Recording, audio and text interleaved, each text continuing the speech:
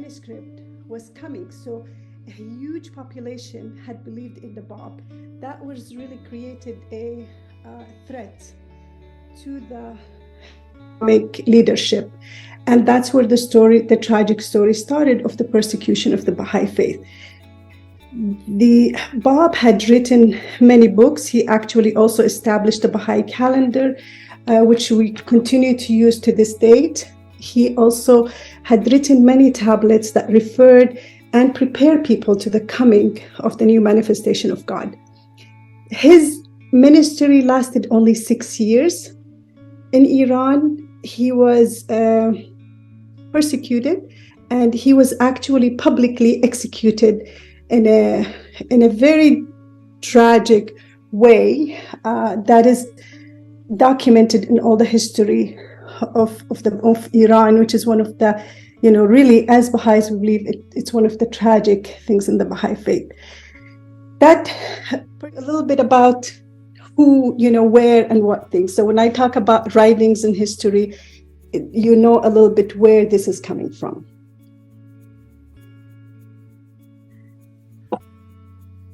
I love the idea of Free Thinking Institute, right? That means, it's really, you're out there, and the Baha'i faith is open for everybody.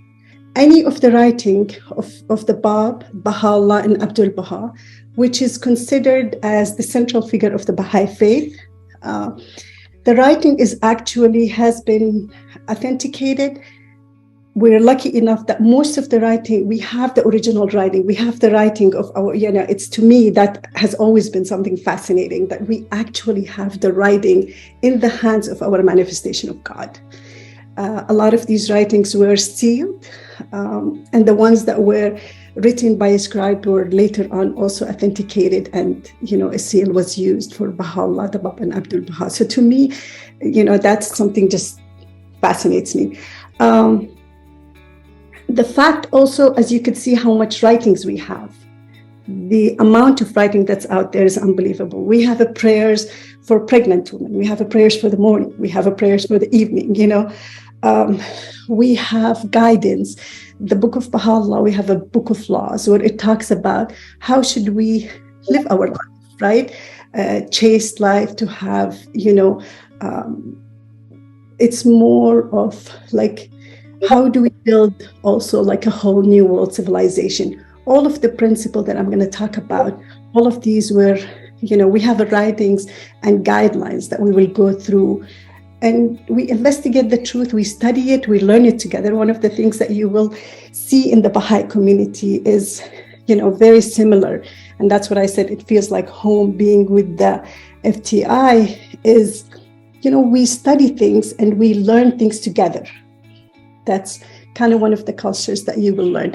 One of the writing that's really fascinated me, that I thought would be interesting, where when Baha'u'llah was exiled to Adirna, to Adrianople, and through his exile to Akka, you can imagine, right?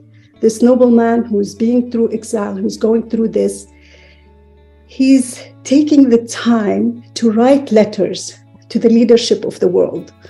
So in 1863, started in Adrianople, which is in Turkey today, and in Akka, which is in Israel.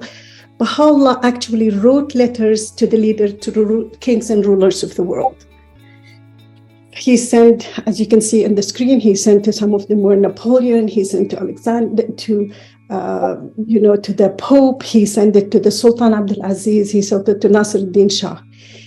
The purpose of these letters, which we call them actually the tablets to the kings, is Baha'u'llah really proclaim his station as the messenger of God. He urged the leader to pursue justice and disarmament. I'm blocking myself with the picture. Exerted them to band together into a commonwealth of nation, warning them of the dire consequences of the world. So we believe that it's the responsibility of all of us, Baha'is and non-Baha'is, to take on that roles. So that's the fundamental belief of the Baha'i faith. What are some of the principles of the Baha'i faith? As you could see, we have lots of principles, but one of them is the oneness of God. So it doesn't really matter, we believe it doesn't matter what you call him, Allah, the Lord, whatever you call him, we believe that there is only one God. It's like the sun, right? And the source of knowledge to humanity is through him. We believe of the oneness of religion. The concept of progressive revelation is really fascinating for me. As a Baha'i, my parents had put me through Catholic school and through Muslim school because they believed that, it's my role to really learn and investigate the truth. So when we talk about progressive revelation, we don't talk about like one prophet being better than the other. We look at it as if you're looking at the sun and you put mirrors. Each of these mirrors will reflect the true beauty of that sun. And they all have the same reflection. So all the manifestation of God, we believe that they have the same knowledge and they have the same message. However, they came into the world at a different time. So, for example, you cannot talk about differential equation with a fifth grader, right? You have to teach them math. You have to teach them multiplication, for those of us who are educated. That's the same concept. Not that the teacher doesn't have that knowledge, is whoever is receiving it does not have the capability to understand that message. And that's why the principle for each of these religions are, the fundamental is the same. The golden rule at the basic, the foundation of all religion is all the same, right? But can you imagine when Jesus Christ had come and he's going to talk to people about universal language. He's going to talk to them about, world peace. For them, their tribe was what they can't comprehend, right? When Muhammad came, the tribes were worshiping idols, right? They were burying their daughters alive because of the situation there. So he couldn't talk about the equality of men and women. For them, it was beyond their comprehension. So he gave it to them to the level that they could understand. So this is the concept of what we believe in progressive revelation. Melanie, do you mind reading the quote, please? Sure. And can I add one thing, May? Please. When we talk about manifestations of God or prophets of God, who we're referring to are ones like Jesus, Buddha, Krishna, Moses, the Bab, Baha'u'llah, Muhammad. So those are, yes, thank you. Those are all examples of the prophets of God. And when we talk about the progressive revelation, we look at it in terms of also another way to look at it was in terms of the chapters of a book, where each revelation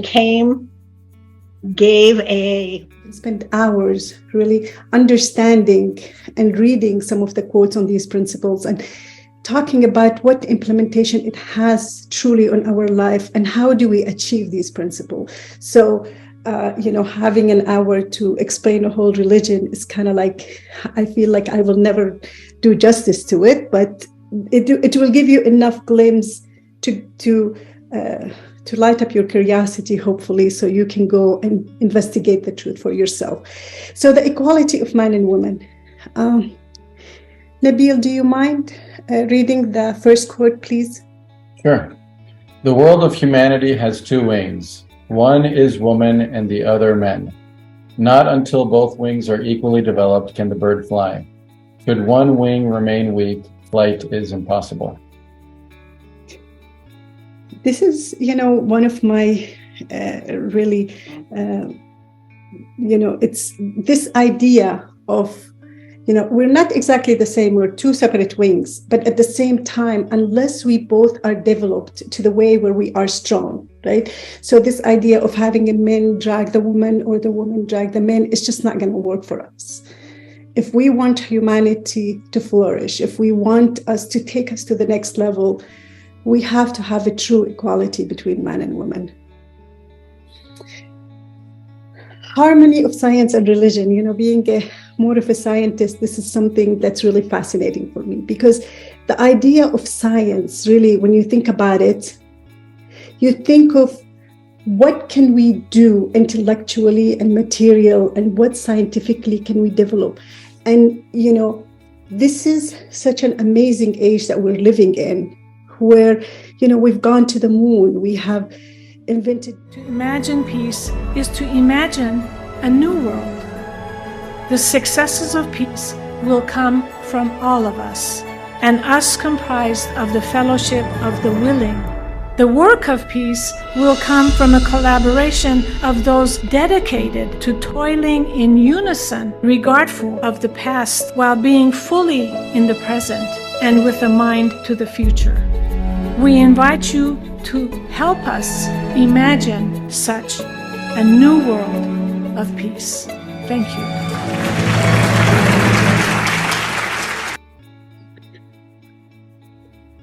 And this is one of my favorite quotes. So powerful is the light of unity that it can illuminate the whole earth.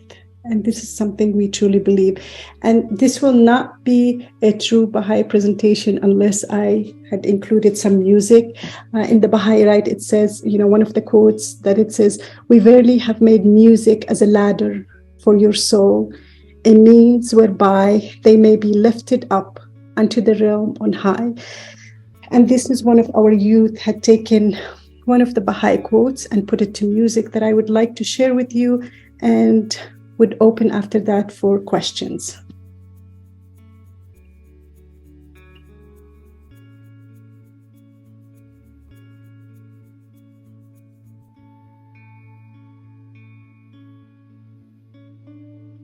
Sorry, it's hopefully loading.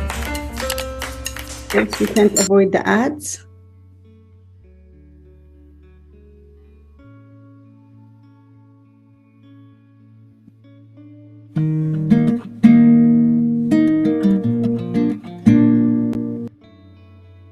Can you hear it? Yeah, go ahead. Thank you.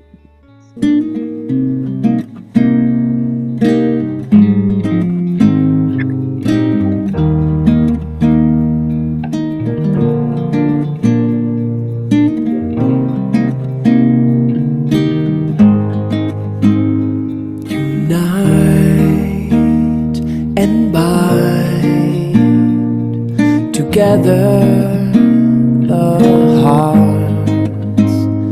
Unite and bind together the hearts. Join in the chord all the souls. Join in the chord all the souls. Oh Lord, make these faces radiant through the light of thy oneness. Unite and bind together the hearts. Unite and bind together the hearts. Join in the chord all the souls. Join in the chord all the souls. Oh Lord, make these faces radiant through the light of thy oneness. Unite and bind together the hearts. Unite and bind together the hearts. Join the chord all the souls. Join in the chord all the souls. Oh Lord, make these faces radiant through the light of thy oneness.